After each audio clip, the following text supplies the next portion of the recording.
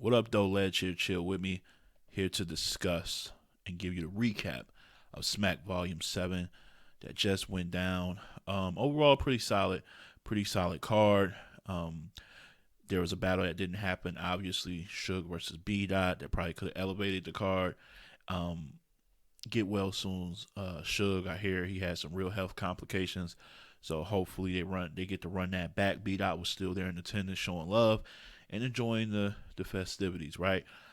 Early, let's get right into it because there were people having big, heavy complaints with the venue selection because there was an apparent echo, an obvious echo, and some reverb and within, what I'm saying, that building. And okay, so it was noticeable, but for me, it didn't affect much for me.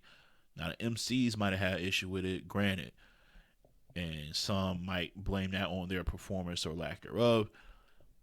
As a viewer, listener, when you get really into a battle, it kind of fades for you, or maybe I'm just speaking for myself because, like I said, I full screen the chat, so I miss a lot of shit that's being said.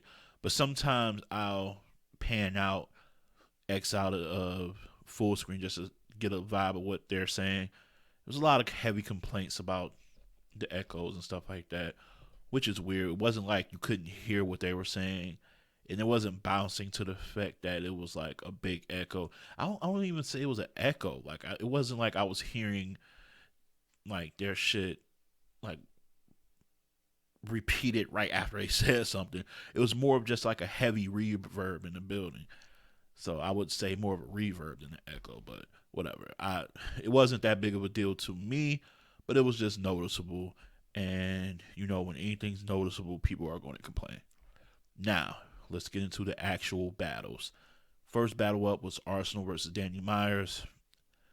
Listen, okay, y'all know me if y'all are new to the channel, this will come across the way. But if you're not, you know me. You know I'm not like the "I told you so" guy. But I'm gonna have to do it on this card because there was a lot of "I told you so" moments that I kind of called nailed to a T. I'm shocked at it, so I'm not saying it like I know this is why you should listen to me because I know what the fuck I'm talking about all the time. It's just wow, that shit kind of played out exactly how I called it. And this the first battle up. It happened. Arsenal versus Danny. I told you guys, while Arsenal has been winning his battles recently, I haven't been overly impressed with his material. While Danny has had some losses along the way, I feel like his material has been at a much higher level for him and just at a much higher level than Arsenal. That pretty much played out. Danny came out the gate strong, evading invading Arsenal space, being disrespectful, but it wasn't like what he was saying, like he was about to, he did have some doing something to his kid, his wife, and his family members, but it wasn't anything different that I haven't heard from Danny before. Danny usually says something about doing something to your family and shit like that. So it wasn't like he jumped out of character. But it was some nice material in there along the way, and it was a strong round, but it was beatable. The problem is Arsenal out the gate let you know he not beating this round, and honestly, he didn't really come to play. He didn't come to play, and I don't mean that. And oh, he meant business. Like no, this he made it seem like a money grab. like like this is his caffeine. These caffeine checks are nice, and I'm here because he told Danny what he was going to do. He said, "I'm going to look. I'm about to be real disrespectful to your wife the whole battle." And this is exactly what I told you guys. He doesn't have angles and approaches to really take over a battle. And in this era, angles and approaches are really the hallmarks of a successful battle. Like it's that like angles and approaches, some punching here and there. That's really what's getting the job done in this era. That's really not Arsenal. He just raps really well. And sometimes when he raps so well, it can captivate the audience. And throughout this whole battle. I'm not about to go round per round because there's nothing to really break down. He lost 3-0 very clearly, and that was it. He did what he said he was going to do. A lot of wife references here and there. He'll talk about, where he ranks his money and things like that. But it wasn't enough, man. Danny is different now. Like, if you've been watching Danny, he's touching on different topics, and it's not so much more of those general punches where he's just saying shit, right? It's more like, no, I'm going to tie all this into you and then punch your head off at the end. And that shit has been working. Even when he lost, it was working. I like the shit he was saying against Easy, even though I got Easy edging that battle out. I like what he said against Jerry West, even though Jerry West clearly won because he choked too. Like, you know what I'm saying? But he has been stellar. And he was stellar in this battle. Danny would have cleared 3-0. Really nothing to talk about. It's really not anything to talk about. So that's what happened there. Next battle happened to be, surprisingly for me, the battle of the night. I didn't have this going on as battle of the night, but it ended up being battle of the night, and I'm talking about DNA versus Av. In my opinion, really, really, really good battle. High replay value city. Tell you this out the gate, I felt like the first round was the closest round. The first round was very, very close. DNA started off really hot, kind of cooled down towards the end, but if you're just talking about overall, you got a grade on the overall scale, it was a strong round. He kind of alluded to certain topics he was going to touch on later if you're really paying attention. And this whole punching stance, how he came out, kind of, getting into, you know, everybody talks about Ab being one dimensional. We kind of got into that a little bit, but for the most part, it was just a well-rounded, crafted round for him. And while Ab was shaking his head like, "No, that's not it," a lot of people liked it. I enjoyed it, but Av came with a very strong first. Probably one of his better first rounds, in my opinion. If you really look at the history of Av isn't like some first round king, but he's had some good ones. This is up there with him. He was getting at Eric. He was getting at Eric, man. I ain't gonna lie. He was getting at him. And this is the most debatable round to me. If you edge it towards Av, I'm not mad. I still edge this round towards DNA slightly. Very slightly.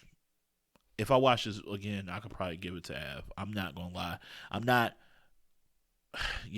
locked into this first round pick, but that's how I got it off of first watch. So yeah, first round was close. It was a good round. Good round. So I'm like, ooh, this is gonna be one of them ones, man. And the reason I got this battle of the night, for one, they both were clean. Av was good, but this was another top 10 performance for DNA. And second and third round, he started elevating and showing separation, and that's why I had him winning going into this battle. That's why he ends up winning this battle. No disrespect to Av. Av just couldn't rely on different approaches, different subjects, different attributes that DNA could. DNA could. He was a little scheme here and there, a rebuttal here and there, punching here and there. But he's been more angle based since he got this new approach of no gun bars, and it's strong, man. When you can angle really well, all the other attributes can tie into that perfectly, and it did. And when it got to that third, look, man, this third round was so crazy. The thing, what I said, listen, everybody always asks, like, yeah, he an angler, but what he gonna say about to him? Everybody always asks that each battle, whether it's B dot, Moot, like, yeah, but what is he gonna say to this person? Everybody acts like these guys aren't creative enough to find their own angle for somebody and make it creative to where, ooh, I haven't heard somebody come at him like this. That's what DNA did. Like, he was talking about situations like with Av.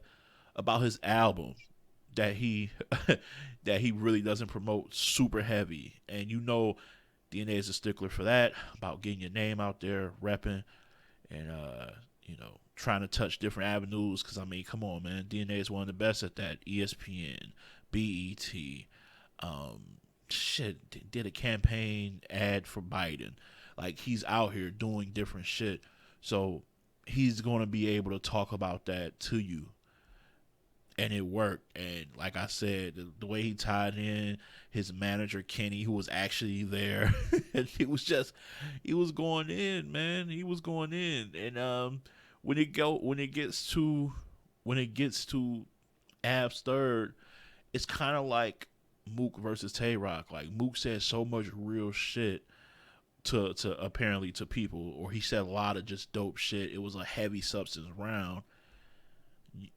Then Tay Rock comes with gun bars. You're kind of like, that's your rebuttal, that's your comeback. I kind of felt like that way. Although Ab was better, I thought Ab was dope, but it was just like, you're not really saying anything to it. Like, he's not a counter writer. Ab isn't a counter writer, so he wasn't prepping for a lot of shit DNA said, and it showed. It was just more punches. Here and there he might talk about, yo, you not really out here, getting that guap. You living off of relatives and things like that. I thought that was good. I did see him attempt to get in some bags where I'm just gonna be really direct and not punch. I like Av. I like that a lot. I think he could really elevate doing that, because he got the growl in his voice. You know what I'm saying? He got the voice for it. He got the presence for it. Like, if he just brush it, like, I'm not punching, I'm about to talk to your soul. Av could really do that and be dangerous. But it just wasn't enough, man. DNA, I got DNA 3-0. The first is the only debatable round, really. Just going to be honest. Going to be honest right now. So, yeah, that's how I had that battle. The next battle was the battle I thought was going to be battle of the night. It didn't turn out to be, but there was a breakout performance. Shilla Jones versus K Shine. Man, Shilla, salute. Did not see you 30 in K Shine. I didn't see it. I'm killing the suspense. Like, if you hear from me to, like, build up some shit to get, look, man, it's in the middle of the night. I just got to keep it honest. I got to keep it a buck, man. I'm just here. It was a 30. It was a 30 out the gate pretty much. K Shine came, and he had a strong first. You've seen a lot of reaction in the building from B. K Shine, B. Danny Myers and the likes, and it was pretty strong. I thought it was still light. Like, I was like, it's good, but it's beatable. It's beatable. He says it's light. Like, this is the light round. This is the light round. Trying to plant seeds in the head. He had mic issues because his mic was muffled, because he had on like a big jacket, and the mic was inside the jacket, so it was a bit muffled. You can hear him. People was acting like you couldn't hear him. You can hear him. It's just the sound quality was low because it was inside the coat. They make an announcement, URL does, on Caffeine, saying after his round they're gonna get that situated. So while he's getting like his mic together, Chilla starts his round. So, K-Shine got his back turned to the guy, to Chilla, while he's getting his mic fixed up. Chilla keeps rapping. And as he keeps rapping, he's rapping his writtens. But somewhere along the way, he like, probably the smoothest transition to a freestyle out of nowhere. He talks about, him getting mic'd up and used to having wires on, and that shit hit probably one of the bigger haymakers in the battles, in all of the battles on the card. B. Goes crazy, Danny goes crazy. Like, it was a big moment, and honestly, it gave Chilla mad confidence, and it kind of demoralized K-Shine a little bit. Like, even his demeanor round per round, it was different. He was you started to see him pander to try to sway things. Because usually when K-Shine is in his element, he don't care what you're saying. He just like listening. And if it's like he became like a judge while Chilla was rapping, you'll see him say, "Yeah, that was alright," or he'll look over to the crowd and be like, "Eh," or he'll shake his head like that's not it. Like he started when him and Rex are good at that.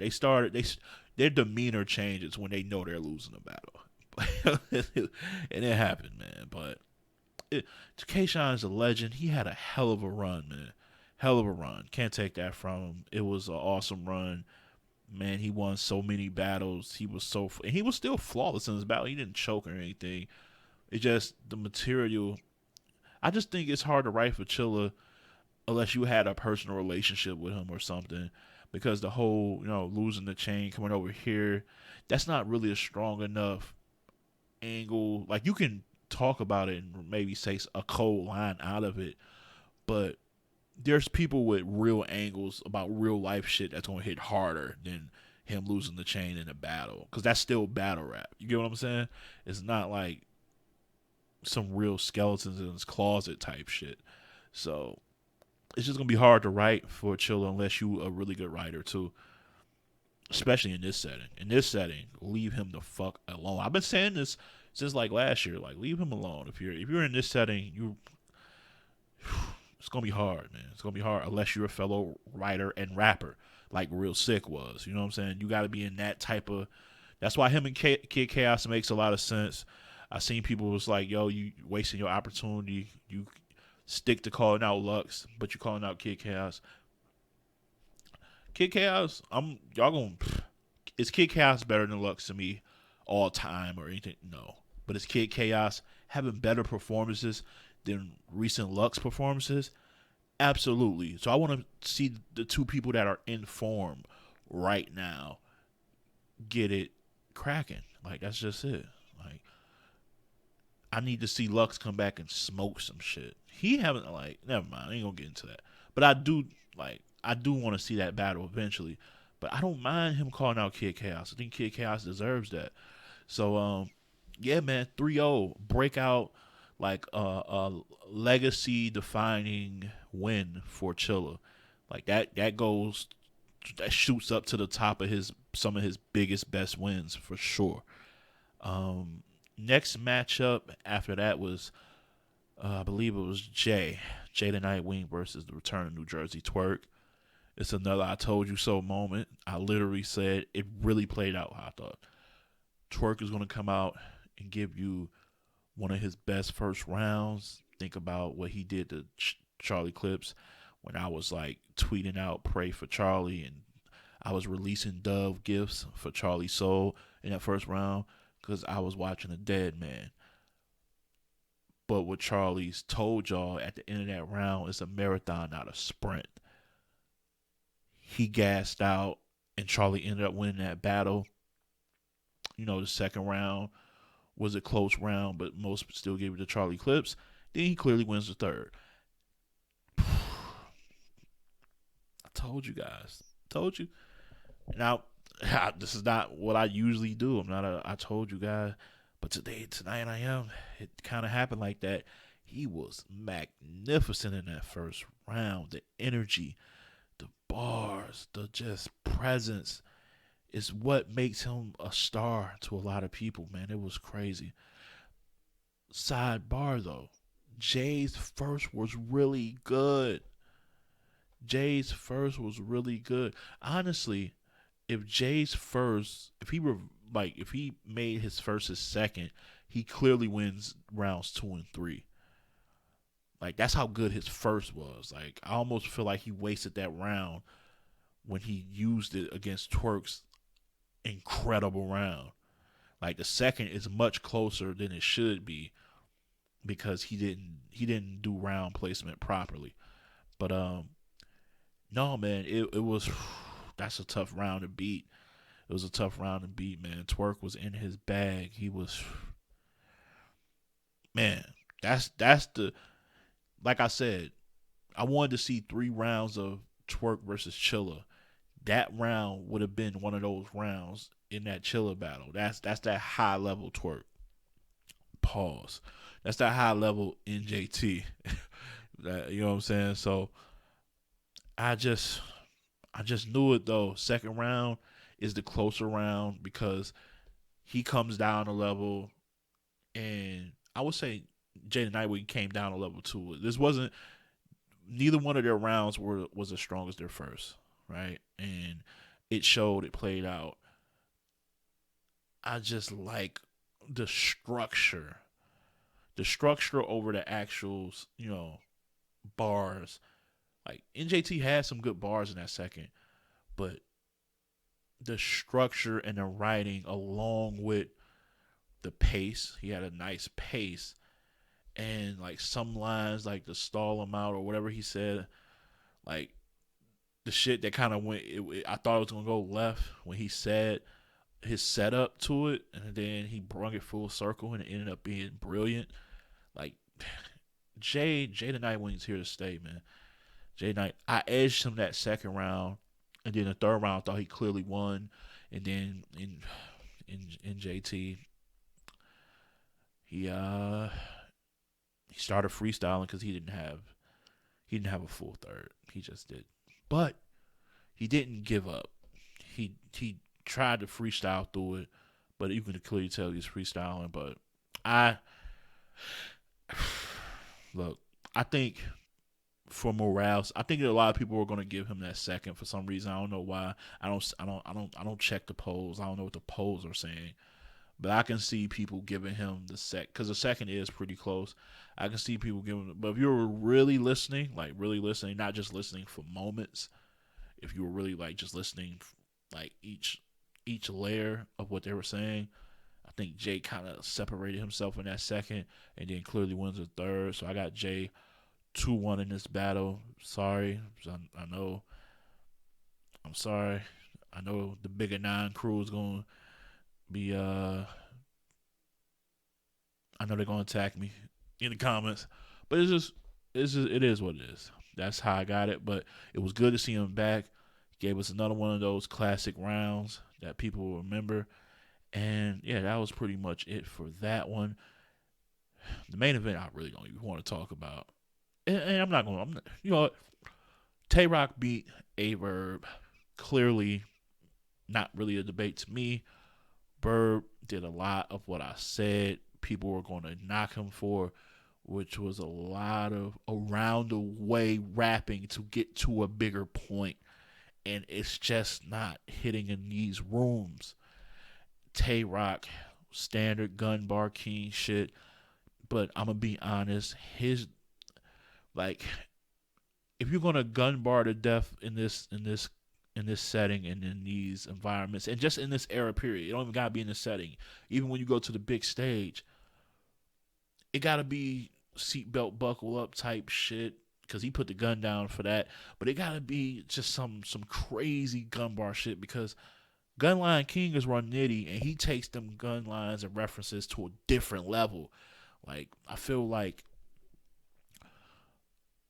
Tay Rock gun bars now is basically some shit that would have got him crazy reaction in 2015 and 16. It's just in 2021, I feel like I've heard a lot of his material before.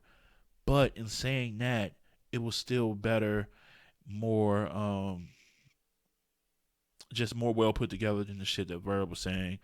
Verb lost this. He's lost his last two battles versus other greats, versus Calico, and now versus Tay Rock. Bad battle with shit. And I picked Rock in this battle because of this. Verb done what he's came to do. He wanted Lux and Mook. He got Lux and Mook. He arguably beat them both. Arguably, I know people are running about to be he lost to both of them or he lost a lot. People debated. People got him winning both of them. Some people do. Sorry. That was his goal since 2009 when he came to the URL. He accomplished those goals. You're not about to get like some star-studded Verb performance anymore. Just being real with you. This was just a battle that had to get put away to kind of in that talk because this battle feel like it should have happened a long time ago. It happened. It's over. Bad battle. Never. I'm not watching this again. All right. But overall, the card was solid. I'll give it a 7 out of 10. It was pretty good. There's some battles where some people didn't bring their A game, but there were some battles that had breakout performances and great moments.